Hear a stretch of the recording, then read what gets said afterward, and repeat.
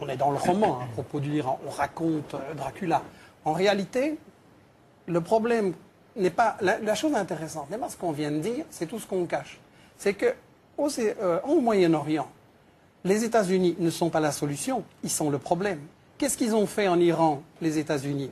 Il y avait un Premier ministre qui a démocratiquement dit un jour, 53, le pétrole, tout va dans les poches des multinationales, il faudrait quand même que ça profite un petit peu à mon peuple aussi. Qu'est-ce que les États-Unis ont fait? Coup d'État renversé. C'était Mossadegh. Voilà, c'était Mossadegh, exactement.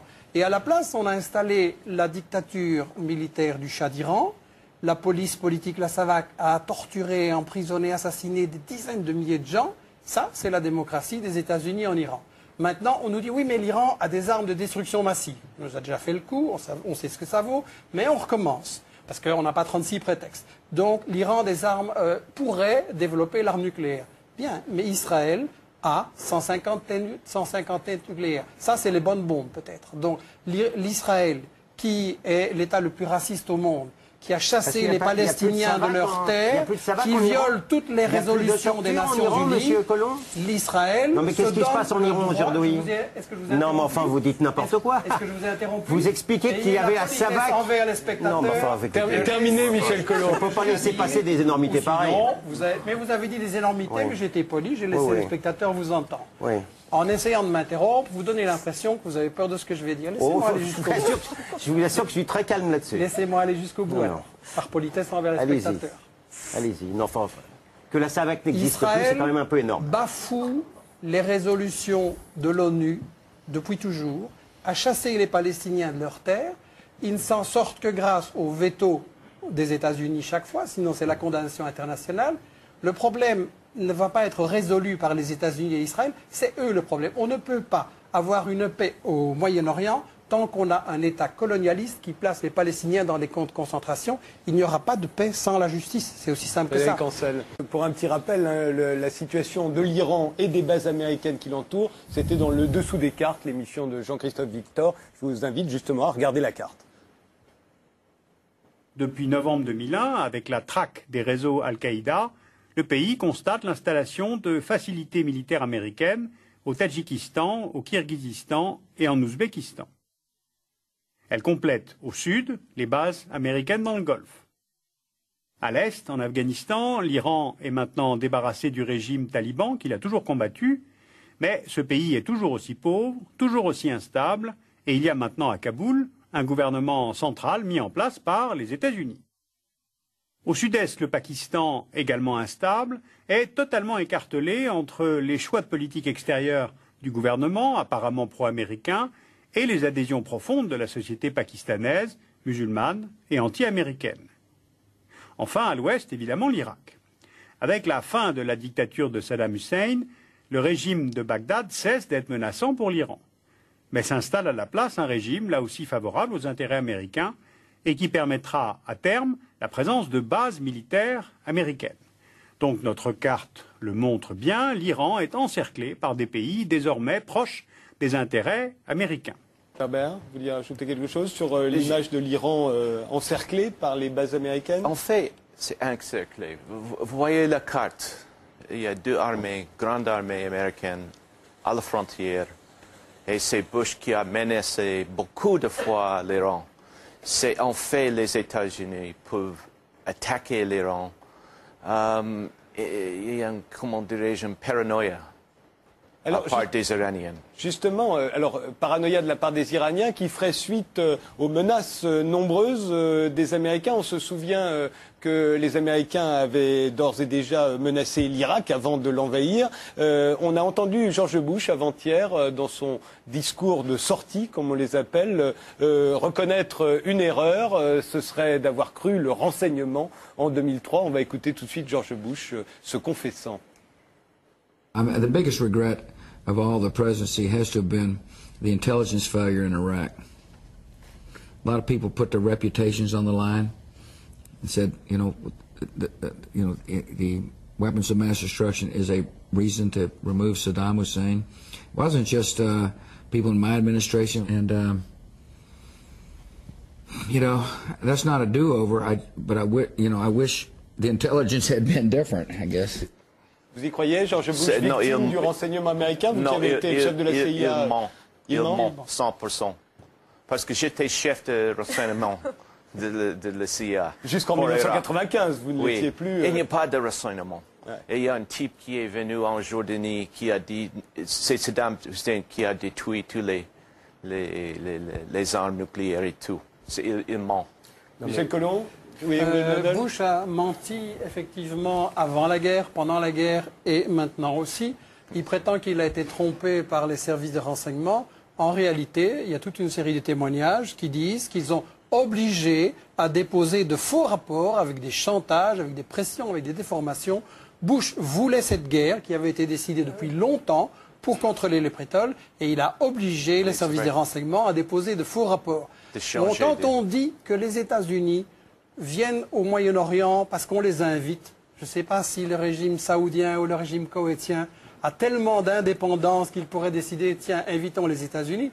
Soyons sérieux, c'est des marionnettes. Et donc, quand les États-Unis disent « invitez-nous », ben ça se passe. Le problème avec les États-Unis au Moyen-Orient, c'est qu'Israël sert de flic dans la région, sert de gendarme, parce que les États-Unis ont décidé que le pétrole, ça leur appartenait, que le pétrole du Moyen-Orient, ce n'est pas aux peuples arabes pour se développer, pour éliminer la pauvreté, c'est pour les multinationales comme Exxon, qui a fait l'an dernier seulement 40 milliards de dollars de bénéfices. C'est pas assez, donc il faut contrôler le pétrole partout dans le monde entier. Et si on me dit que non, c'est un problème différent au Moyen-Orient, il faut remarquer que les États-Unis veulent contrôler le pétrole partout dans le monde. Chavez, on a essayé de faire un coup d'État et de l'assassiner parce qu'il voulait aussi utiliser l'argent du pétrole pour éliminer la pauvreté. On a essayé le même coup avec Evo Morales en Bolivie. Maintenant, en Afrique, dès qu'on découvre du pétrole, après 5 minutes, les États-Unis sont là et disent « il nous faut une base militaire, on va envoyer la flotte, etc. » Le problème, c'est que les États-Unis ont décidé que le pétrole, ça leur appartient partout dans le monde et qu'ils veulent le contrôler partout. Un, pour les bénéfices énormes que ça rapporte, et deux, comme moyen de chantage, pour faire le chantage sur l'Europe, sur le Japon, sur la Chine, sur l'Inde, sur toutes les autres puissances, pour ainsi les bloquer avec le chantage énergétique. Donc Israël, il sert juste de flic dans cette stratégie-là. William, très généreux, parce qu'en réalité, les États-Unis ont essayé d'empêcher l'approvisionnement de la Chine en pétrole et en gaz et de contrôler le pétrole et le gaz de la mer Caspienne et de l'Asie centrale. Et donc, contre la domination des États-Unis sur le pétrole dans le monde entier, parce que ce ne sont pas des guerres de religion, ce sont des guerres économiques, ce sont des guerres pour le fric, il faut le dire. Contre cette domination, il y a maintenant en Asie un phénomène nouveau et important, c'est que la Russie, la Chine et une série de républiques d'Asie centrale se sont unies dans l'organisation de la coopération de Shanghai, qui est un phénomène très très important, avec l'Inde, l'Iran, etc., le Pakistan, je crois, comme observateurs. C'est-à-dire que l'Asie en a marre que les États-Unis prétendent dominer partout où ils sont et prétendent dire ce qu'ils doivent faire. L'Asie veut se développer de façon autonome et par une façon indépendante des États-Unis. Alors, les États-Unis veulent, je l'ai dit et je le maintiens, contrôler le pétrole partout où il est dans le monde pour gagner de l'argent et pour tenir le robinet du pétrole par rapport à toutes les autres grandes puissances. Là, on est dans une représentation. Et vous le trouvez dans des textes des États-Unis. Il faut lire les revues militaires. Là, maintenant, il y a les choses qu'on dit à la télévision. Mais en réalité, quand vous lisez les revues militaires stratégiques des États-Unis ou les trucs du Wall Street Journal, etc., ils disent bien « nous devons contrôler le pétrole nous-mêmes oui, ». Et ici, on est dans une représentation de télévision et on m'a accusé d'être anti-israélien et que je calomniais Israël et que je les porterais comme je m'attendais, parce que je sais que vous êtes dans un lobby israélien. Je vais vous prendre une petite déclaration de David Ben Gurion, certainement une source que vous allez respecter, qui disait... donc c'est le fondateur de l'État d'Israël en 1948 qui disait « Si j'étais un leader arabe, je ne signerais jamais un accord avec Israël. C'est normal, nous avons pris leur pays. Ils ne voient qu'une seule chose, nous sommes venus et nous avons volé leurs terres. Pourquoi devraient-ils accepter cela ?» Ça, c'est la réalité de ce que pensent les dirigeants d'Israël. Et ici, on est juste dans un show pour la télévision. Oui, certainement. Mais j'aimerais réagir à la question que vous avez posée. Est-ce que les choses vont changer avec Obama ? Je pense qu'il faut être nuancé et qu'il y a un aspect positif. Moi, je reçois énormément de questions sur mon site internet. Obama suscite beaucoup d'espoir. Et l'aspect positif, je pense, c'est que ça n'est pas du tout sans valeur qu'aux États-Unis, avec toute leur histoire raciste, un noir ait été élu à la présidence. C'est une avancée, c'est important. Aussi positif, Obama a été élu parce qu'il a proposé un changement. Il est apparu, en tout cas, comme refusant Bush et le militarisme et la guerre et tout ça. Donc ça, je trouve extrêmement positif.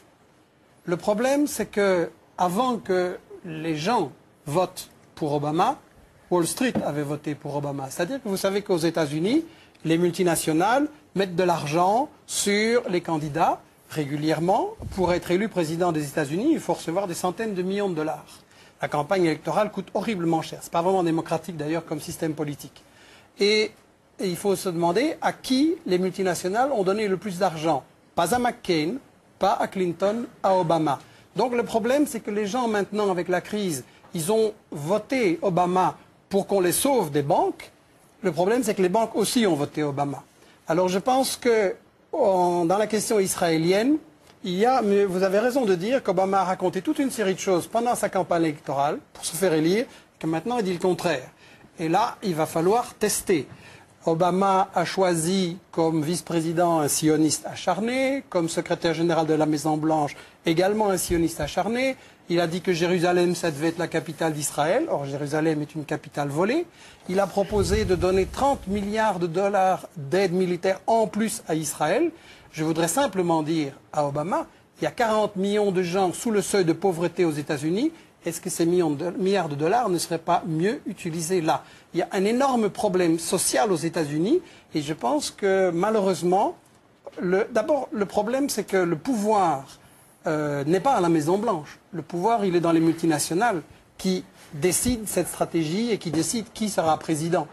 Et je crois sincèrement qu'on va avoir... Ils ont maintenant, comme je l'ai dit au début et comme M. Baird l'a souligné, ils ont un grand problème. C'est que la méthode Bush, on passe en force, on fait la guerre à tout le monde, ça a échoué. Ça n'a provoqué que de plus en plus d'indignation, de résistance dans le monde. En plus, les États-Unis sont une puissance économiquement en faillite.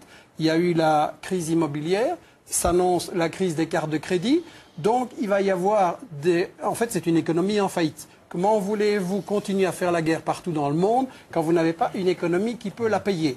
Donc, maintenant, ils sont vraiment dans un désarroi à hésiter entre les tactiques, on va jusqu'au bout, on fait la guerre à fond et en avant, ou des tactiques plus intelligentes, comme on a entendu cette version-là, pour essayer de maintenir la domination des États-Unis sur le monde. Moi, je voudrais simplement dire, les États-Unis n'ont pas à dominer le monde. Il ne faut pas se poser la question, quelle est la meilleure manière de rester les maîtres du monde? Le monde, simplement, il est en train d'évoluer. Il n'est plus unipolaire avec une grande puissance. Il est multipolaire. La Chine monte en puissance. La Russie a cessé de se mettre à genoux devant les États-Unis. Le Brésil, l'Inde, etc. sont aussi des puissances qui essayent de monter. L'Amérique latine essaye de se libérer. Ça, c'est un monde multipolaire. Je ne dis pas que c'est un miracle. La question riche-pauvre va rester là-dedans. Il restera plein de problèmes. Mais à mon avis, c'est mieux pour résoudre les problèmes du monde, qu'il n'y ait plus un gendarme du monde qui, chaque fois qu'il y a un pays qui veut mener une politique indépendante, vient militairement l'attaquer. Sur l'Irak, que va-t-il advenir de l'Irak une fois que les Américains seront partis? Ils ont annoncé leur départ pendant 3 ans. Déjà, George Bush l'avait annoncé. Robert Baird, l'Irak, qu'est-ce que ça deviendra? Soit la partition du pays ou une guerre civile, les chiites, les Kurdes et les sunnites. Soit une guerre civile. Soit devenir une puissance dans l'orbite de l'Iran aussi. L'Irak est fini. De toute façon. Une telle dimension d'imprévisibilité, d'un côté, on peut considérer que la baisse de la violence en Irak est due au fait que la politique américaine est en train de l'emporter, et ça a des aspects tout à fait vrais. De l'autre côté, on peut dire que les acteurs réels de la scène irakienne se mettent en position en attendant que les Américains s'en aillent pour se confronter dans la bataille définitive. Ce qui est quand même marquant dans l'histoire longue de l'Irak au XXe siècle, c'est qu'il a existé des forces centralisatrices qui ont imposé au reste du pays leur domination. Et apparemment quand même, il est en train de se reconstituer maintenant une force centralisatrice en Irak. Alors probablement les Kurdes en seront victimes à moyen terme, surtout que les voisins turcs et iraniens ne demande que ça, c'est qu'on arrête l'autonomie kurde. Et on peut penser aussi qu'un pouvoir chiite, mais relativement indépendant de l'Iran, peut se mettre en place en Irak. Avec, je pense, dans les prochaines années, l'avènement, mais là ce n'est qu'un pronostic géopolitique d'un Kurdistan non plus seulement autonome mais indépendant, avec sans aucun doute des heurts extrêmement graves et violents qui ont déjà commencé d'ailleurs avec la Turquie mais également l'Iran, surtout la Turquie, mais je pense qu'on néglige la puissance revendicatrice et nationaliste des Kurdes qui sont plusieurs millions en Irak, qui sont une trentaine de millions dans le monde entier étalés sur 5 pays différents et je pense réellement qu'on verra l'avènement de cette indépendance kurde. Michel Collomb, sur l'Irak elle-même Écoutez, quand je suis allé, au moment où Bush a commencé à menacer l'Irak en 2002, j'ai présidé une mission internationale qui a séjourné en Irak pendant 2 semaines. Tout le monde sentait que la guerre allait arriver. Et j'ai eu l'occasion de discuter avec beaucoup de gens, aussi bien des gens pour Saddam Hussein, parce que c'était une partie importante de la population, que des gens qui étaient contre lui. Et des deux côtés, on m'a dit, les Américains, puisqu'ils disent les Américains pour désigner les États-Unis, les Américains, ils peuvent entrer, mais ils ne sauront jamais comment sortir. Et je pense que ça illustre qu'en réalité, les problèmes, on a posé ce soir, on a beaucoup discuté sur beaucoup de problèmes tactiques et stratégiques, qu'est-ce qu'il faut faire. On a chanté les louanges d'Israël. J'aurais aimé qu'un Palestinien puisse venir apporter, rétablir la vérité historique par rapport à tout ça. Mais je pense qu'on reste toujours, on essaye de cacher qu'il s'agit de guerre économique. On nous dit, ah, c'est pour la démocratie, c'est contre les armes de destruction massive, etc. Je regrette. Mais la démocratie, quand vous tomber sur un gouvernement élu démocratiquement, mais qui ne se met pas à genoux devant les États-Unis et devant Israël, comme ce que vous faites, vous le renversez et même vous l'assassinez. Vous l'avez fait au Congo en assassinant Lumumba, en remplaçant par Mobutu, les États-Unis, etc. Vous l'avez fait au Chili, en volant le cuivre, en assassinant Allende, en le remplaçant par Pinochet. Les États-Unis ont placé les États-Unis. C'est qui vous? Mais on n'est pas américain. Non, c'est qui vous? Écoutez, on n'est pas au commissariat. Je n'ai pas à vous répondre vos questions. Non, mais c'est pour comprendre. Je m'adresse aux spectateurs. Vous défendez les États-Unis, je les critique. Chaque fois que je parle, vous m'interrompez. Ça vous gêne que je m'exprime ici? Pas du tout, ça m'amuse. Ça m'amuse. Si vous plaît de ne pas m'interrompre. Vous êtes un exemple emblématique de l'obsession anti-israélienne et anti-américaine. Vous êtes un exemple emblématique du racisme d'Israël. Non plus. Et voilà, avec ça, on n'en sort pas. Je suis d'accord avec le racisme d'Israël, mais je suis pas d'accord avec la politique israélienne, ça c'est sûr. C'est une tactique classique de débat télévisé. On jette une peau de banane pour que l'autre ne puisse pas aller jusqu'au bout. Vous le faites vous-même très bien. Qu'on ne puisse pas aller jusqu'au bout et que les gens ne puissent pas entendre ce que j'ai à dire. Je voudrais simplement dire que vous avez éliminé une série de gouvernements démocratiquement élus parce qu'ils ne vous plaisaient pas et qu'ils ne se mettaient pas à genoux devant vous. Dans chaque pays d'Amérique latine, vous avez fait un coup d'État militaire, dans chaque pays d'Amérique latine.